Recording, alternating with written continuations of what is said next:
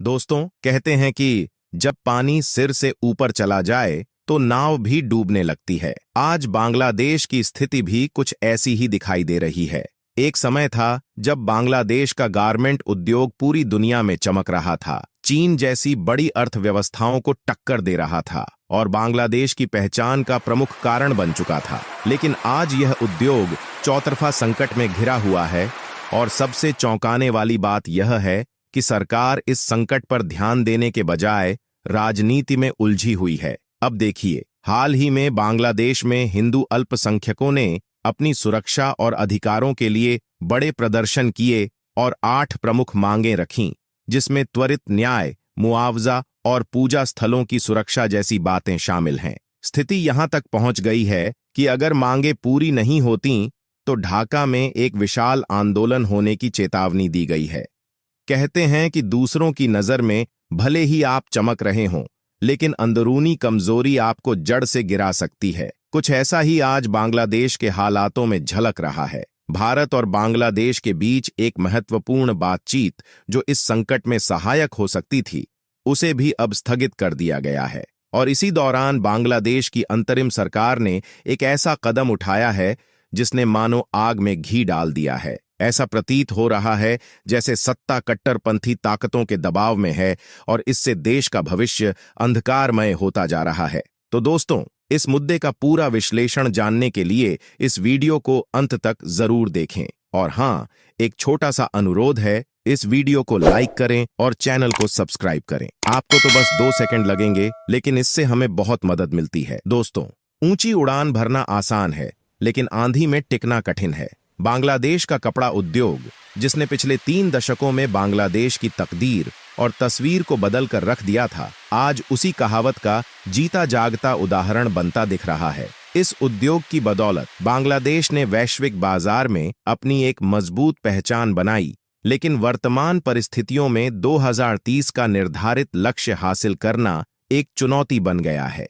सबसे हैरानी की बात यह है कि बांग्लादेश की अर्थव्यवस्था का बड़ा हिस्सा एक्सपोर्ट पर निर्भर है, जिसमें ब्रांडेड कपड़ों का महत्वपूर्ण योगदान रहा है। बांग्लादेश की पूर्ववर्ती सरकार ने 2030 तक गारमेंट एक्सपोर्ट को $100 बिलियन तक पहुंचाने का महत्वाकांक्षी लक्ष्य रखा था। दूर के ढोल सुहावने होते हैं, लेकिन इस लक्ष्य तक पहुंचने के लिए स्थानीय और वैश्विक दोनों स्तरों पर चुनौतियां खड़ी हो गई हैं। फिर भी उद्योग से जुड़े लोगों को उम्मीद है कि यदि समय रहते सही कदम उठाए गए तो इस लक्ष्य को हासिल किया जा सकता है। दुनिया में गारमेंट एक्सपोर्ट के मामले में फिलहाल चीन शीर्ष पर है। साल के शुरुआती 2 महीनों में ही चीन का टेक्सटाइल और अपैरल एक्सपोर्ट में 14.3% का उछाल देखा गया, जो करीब $45.1 बिलियन का रहा। बड़ा सोचने वाले अक्सर बड़े होते हैं, और यहाँ चीन अपनी प्रोडक्शन क्षमता और रिटेल नेटवर्क के दम पर हर मोर्चे पर लीड कर रहा है। वित्तीय वर्ष 2023-24 में चीन का कपड़ा एक्सपोर्ट आंकड़ों के लिहाज से बेजोड़ रहा, लेकिन बांग्लादेश भी कम नहीं है। एक्सपोर्ट में चीन के बाद बांग्लादेश का दूसरा स्थान है और 2023-24 में इसका एक्सपोर्ट करीब $3600 करोड़ का रहा। लेकिन बांग्लादेश की घरेलू समस्याएं इस उद्योग के लिए बड़ी चुनौती बन गई हैं। अगर सरकार और उद्योग मिलकर इस संकट का सामना करें तो बांग्लादेश का कपड़ा उद्योग एक बार फिर से अपनी खोई हुई चमक हासिल कर सकता है। जब घर के ही दिए बुझने लगें तो बाहर के उजालों पर भरोसा करना मुश्किल हो जाता है। कुछ ऐसा ही हाल बांग्लादेश के कपड़ा उद्योग का हो रहा है। इस उद्योग की सफलता का रास्ता स्थिर राजनीतिक वातावरण और प्रोडक्शन यूनिट्स की सुरक्षा से होकर गुजरता है, लेकिन इन मुद्दों पर सरकार का ध्यान न होने के कारण स्थिति दिन ब दिन बिगड़ती जा रही है। यहां तक कि बिजली संकट और गैस आपूर्ति में कमी ने भी इस उद्योग की कमर तोड़ दी है। अगर मोहम्मद यूनुस की सरकार देश के असल मुद्दों पर ध्यान केंद्रित करे तो इन समस्याओं का समाधान संभव है। इसी बीच बांग्लादेश की अंतरिम सरकार के मुख्य सलाहकार देश में बड़ा बदलाव लाने की तैयारी में हैं।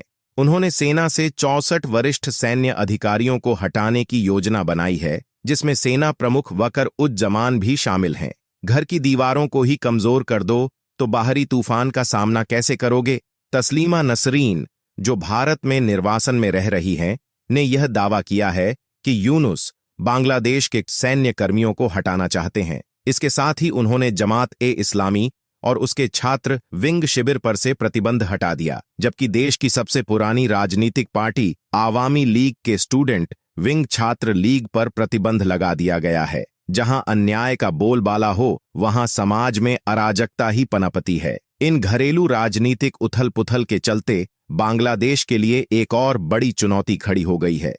भारत और बांग्लादेश के बीच होने वाली डीजी स्तर की वार्ता, जो दोनों देशों के बॉर्डर सुरक्षा के मुद्दों को सुलझाने के लिए निर्धारित की गई थी, स्थगित हो गई है। अब यह वार्ता अगले महीने दिल्ली में होगी।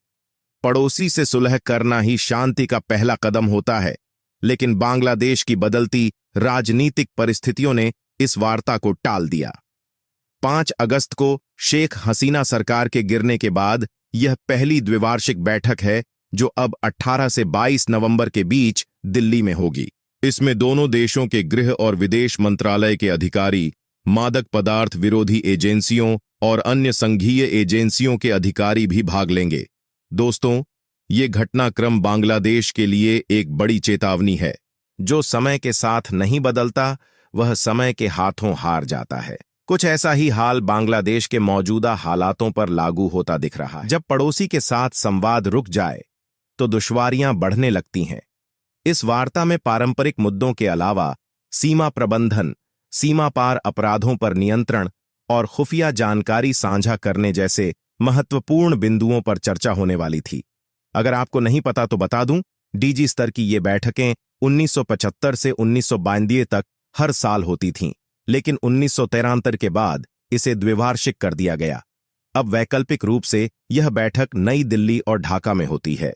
पिछली बार यह बैठक मार्च में ढाका में आयोजित हुई थी, लेकिन इस बार भारत में होने वाली बैठक टलने से कहीं न कहीं बांग्लादेश को नुकसान हो सकता है।